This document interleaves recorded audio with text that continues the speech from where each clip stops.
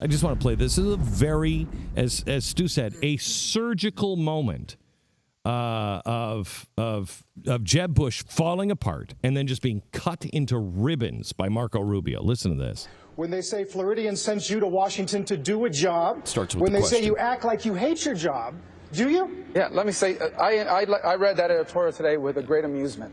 It's actually evidence of the bias that exists in the American media today. But do you hate your job? Let me answer your question on the Sun Sentinel editorial today. Back in 2004, one of my predecessors to the Senate, by the name of Bob Graham, a Democrat, ran for president, missing over 30% of his votes. I don't recall them calling for his resignation. Is that the standard? Later that year, in 2004, John Kerry ran for president, missing close to 60 to 70% of his votes. I don't recall the Sun. In fact, the Sun Sentinel endorsed him.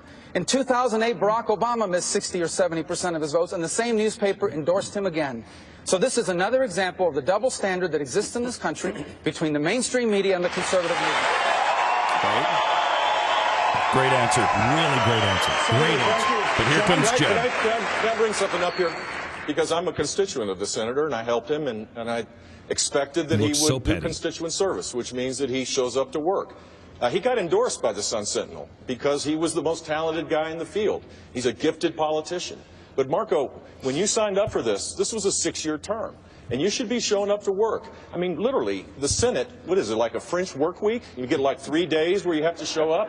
You can campaign or just resign and let someone else take the job. There are a lot of people living paycheck to paycheck in Florida as well. They're looking for a senator that will fight for them each and every day. I get to respond, right? 30 seconds. 30 seconds. Well, it's interesting. Over the last few weeks, I've listened to Jeb as he walked around the country and said that you're modeling your campaign after John McCain, that you're going to launch a furious comeback the way he did by fighting hard in New Hampshire and places like that, carrying your own bag at the airport.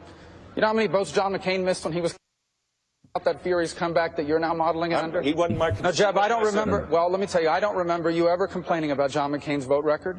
The only reason why you're doing it now is because we're running for the same position, and someone has convinced you that attacking me is going to help you.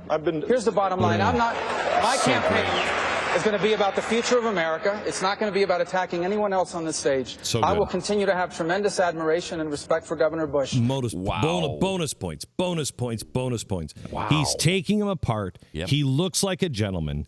He's treating Jeb Bush like an elder statesman. Even though he showed how I mean? petty he was. Yeah, and Jeb just looks small and Really petty. bad. Just really bad. Really bad. Marco Rubio had a great night last night.